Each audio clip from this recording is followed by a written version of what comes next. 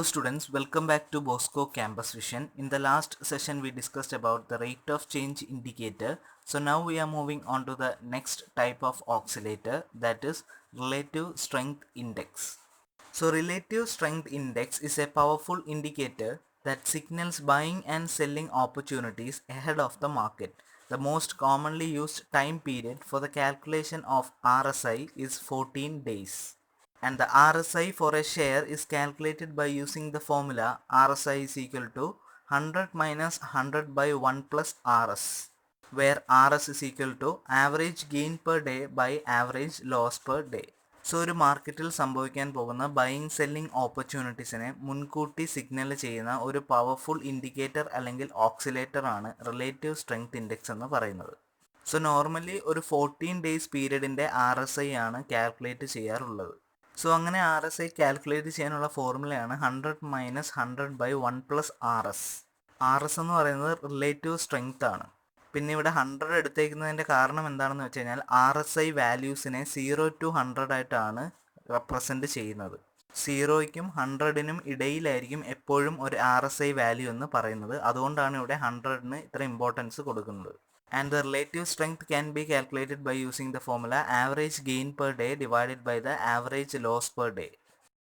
So next we will look into how a RSI value is calculated. For calculating a 14-day RSI, the gain per day or loss per day is arrived at by comparing the closing price of a day with that of the previous day for a period of 14 days. So ഒരു 14-day RSI calculate ചെയ്യാൻ വേണ്ടിയിട്ട് ഒരു first 15 ഡേയ്സിലെ closing price values available ആയിരിക്കും. So RSI calculate ചെയ്യണമെങ്കിൽ നമ്മൾ ആദ്യമേ RS calculate ചെയ്യണം, അതായത് റിലേറ്റീവ് സ്ട്രെങ്ത് കാൽക്കുലേറ്റ് ചെയ്യണം. സോ RS കാൽക്കുലേറ്റ് ചെയ്യണമെങ്കിൽ നമുക്ക് ഗെയിൻ പെർ ഡേ അല്ലെങ്കിൽ ലോസ് പെർ ഡേ കിട്ടണം. സോ ഗെയിൻ ആണോ ലോസ് ആണോ എന്ന് ഐഡൻറ്റിഫൈ ചെയ്യാൻ വേണ്ടിയിട്ട് ഒരു ദിവസത്തെ ക്ലോസിംഗ് പ്രൈസ് തൊട്ട് മുമ്പത്തെ ക്ലോസിംഗ് പ്രൈസുമായിട്ട് കമ്പയർ ചെയ്യും. സോ അങ്ങനെ കമ്പയർ ചെയ്യുമ്പോൾ ഗെയിൻ ആണെങ്കിൽ ഗെയിനിൻ്റെ കോളത്തിലും ലോസ് ആണെങ്കിൽ ലോസിൻ്റെ കോളത്തിലും എഴുതും. And the gains are added up and divided by 14 to get the average gain per day. So ഗെയിൻ്റെ കോളം ടോട്ടൽ ആഡ് ചെയ്തിട്ട് ടോട്ടൽ നമ്പർ ആയത് 14 ഡേയ്സ് ആയിട്ട് ഡിവൈഡ് ചെയ്യും. അപ്പോഴാണ് നമുക്ക് ആവറേജ് ഗെയിൻ പെർ ഡേ കിട്ടുന്നത്. Similarly the losses are added up and divided by 14 to get the average loss per day. അതുപോലെ തന്നെ ടോട്ടൽ ലോസ് വാല്യൂസും നമ്മൾ കാൽക്കുലേറ്റ് ചെയ്ത്, അതായത് ആഡ് ചെയ്ത് ടോട്ടൽ ഡേയ്സ് ആയ 14 കൊണ്ട് ഡിവൈഡ് ചെയ്യുമ്പോൾ നമുക്ക് ആവറേജ് ലോസ് പെർ ഡേ കിട്ടും. And the average gain per day and the average loss per day are used in the formula for calculating the RS. So ഈ രണ്ട് വാല്യൂസും ഡിവൈഡ് ചെയ്തുകൊണ്ട് നമ്മൾ റിലേറ്റീവ് സ്ട്രെങ്ത് കാൽക്കുലേറ്റ് ചെയ്യും. And finally the relative strength value is applied on the main formula to calculate the RSI for a day. So ഇത്രയും ചെയ്ത് കഴിയുമ്പോഴാണ് RSI for a particular day നമുക്ക് കിട്ടുന്നത്. സോ ഇവിടെ 14 ഡേയ്സ് RSI ചെയ്യുമ്പോൾ നമുക്ക് 15th ഡേയിലെ RSI ആണ് കിട്ടുന്നത്. So next we will look into a practical calculation of a 14-day RSI, and for the calculation we have the closing prices of 15 consecutive trading days. And as we said, the closing price of a particular day is compared with the price of the previous day, so in order to identify the gain or loss of that particular day. So here we will not consider the very first day. ഇവിടുത്തെ ആദ്യത്തെ ദിവസം നമ്മൾ consider ചെയ്യത്തില്ല, because compare ചെയ്തെങ്കിൽ മാത്രമേ നമുക്ക് gain ആണോ loss ആണോ എന്ന് ഐഡൻറ്റിഫൈ ചെയ്യാൻ സാധിക്കൂ. സോ സെക്കൻഡ് ഡേ മുതലാണ് നമ്മളിവിടെ കൺസിഡർ ചെയ്യുന്നത്.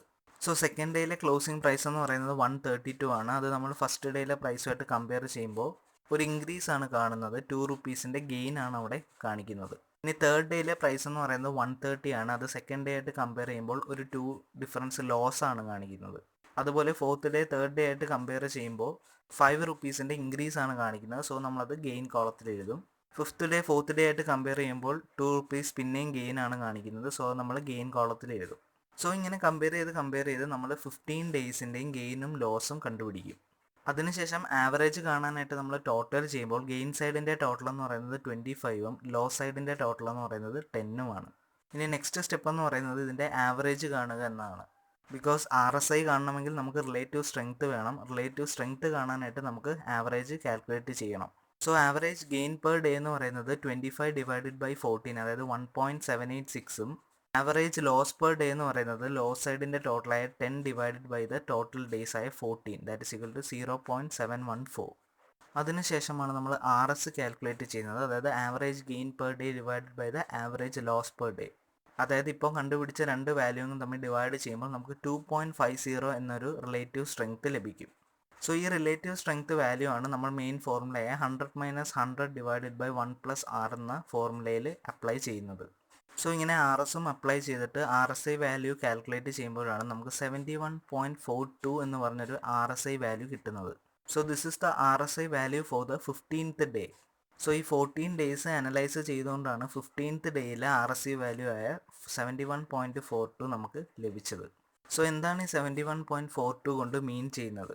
നേരത്തെ ഇൻട്രൊഡക്ഷനിൽ പറഞ്ഞിരുന്നു RSI വാല്യൂസിൻ്റെ റേഞ്ച് എന്ന് പറയുന്നത് 0 മുതൽ 100 വരെയാണ്. And the RSI values above 70 are considered to denote the overbought condition and the values below 30 are considered to denote the oversold condition.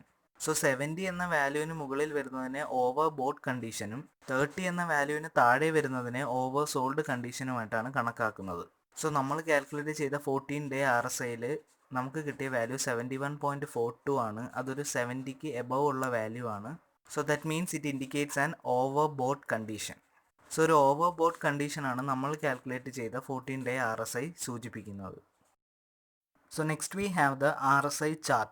As we know, the RSI values range from 0 to 100. These values are then plotted on an XY graph. When the RSI values has crossed the 30 line from below to above and is rising, a buying opportunity is indicated. And when it has crossed the 70 line from above to below and is falling, a sell signal is indicated. So 0 to 100 ആണ് RSI വാല്യൂവിൻ്റെ range എന്ന് പറയുന്നത്. So calculate ചെയ്ത values ഒരു XY ഗ്രാഫിൽ plot ചെയ്യുമ്പോഴാണ് അത് RSI ചാർട്ടിൻ്റെ formation ആവുന്നത്. So നമ്മൾ ആദ്യം പറഞ്ഞിരുന്നു 70 എന്ന വാല്യൂവിന് മുകളിലോട്ട് പോവുകയാണെങ്കിൽ അതൊരു ഓവർബോട്ട് സിറ്റുവേഷനും 30 എന്ന വാല്യൂവിൻ്റെ താഴേക്ക് പോവുകയാണെങ്കിൽ അതൊരു ഓവർസോൾഡ് കണ്ടീഷനും ആണെന്ന്. സോ ചാർട്ടിൽ പറയുന്നത് എന്താണെന്ന് വെച്ച് കഴിഞ്ഞാൽ 30 എന്ന ലൈനിൻ്റെ വാല്യൂ ക്രോസ് ചെയ്തുകൊണ്ട് താഴെ നിന്നും മുകളിലേക്ക് റൈസ് ചെയ്യുകയാണെങ്കിൽ ഒരു ബൈയിങ് ഓപ്പർച്യൂണിറ്റിയാണ് അത് ഇൻഡിക്കേറ്റ് ചെയ്യുന്നത്. അതേസമയം 70 എന്ന വാല്യൂ ക്രോസ് ചെയ്തുകൊണ്ട് മുകളിൽ നിന്ന് താഴേക്ക് ഫോളോ ചെയ്യുകയാണെങ്കിൽ അതൊരു സെൽ സിഗ്നലാണ് ഇൻഡിക്കേറ്റ് ചെയ്യുന്നത്. സോ ഇവിടെയും ഓവർബോട്ടും ഓവർ സോൾഡ് കണ്ടീഷനും തന്നെയാണ് കാണിക്കുന്നത്. പക്ഷേ ചാർട്ട് ഫോമിൽ റെപ്രസെൻറ്റ് ചെയ്യുമ്പോൾ ഒരു ട്രെൻഡ് റിവേഴ്സലിൻ്റെ ഫോമിൽ കൂടെ അത് പറയുന്നതേ ഉള്ളൂ. 30 എന്ന വാല്യൂ ക്രോസ് ചെയ്ത് മുകളിലോട്ട് പോകുമ്പോൾ ഒരു ബൈയിങ് ഓപ്പർച്യൂണിറ്റിയും 70 എന്ന വാല്യൂ ക്രോസ് ചെയ്ത് താഴേക്ക് വരുമ്പോൾ ഒരു സെല്ലിംഗ് ഓപ്പർച്യൂണിറ്റിയാണ് RSI ചാർട്ടിൽ ഇൻഡിക്കേറ്റ് ചെയ്യുന്നത്. So this is all about the formation of a relative strength index chart. So in this session we discussed the second type of oscillator, that is relative strength index, calculation of a 14-day RSI and the formation of a RSI chart. Hope all are clear with the topic. Thank you.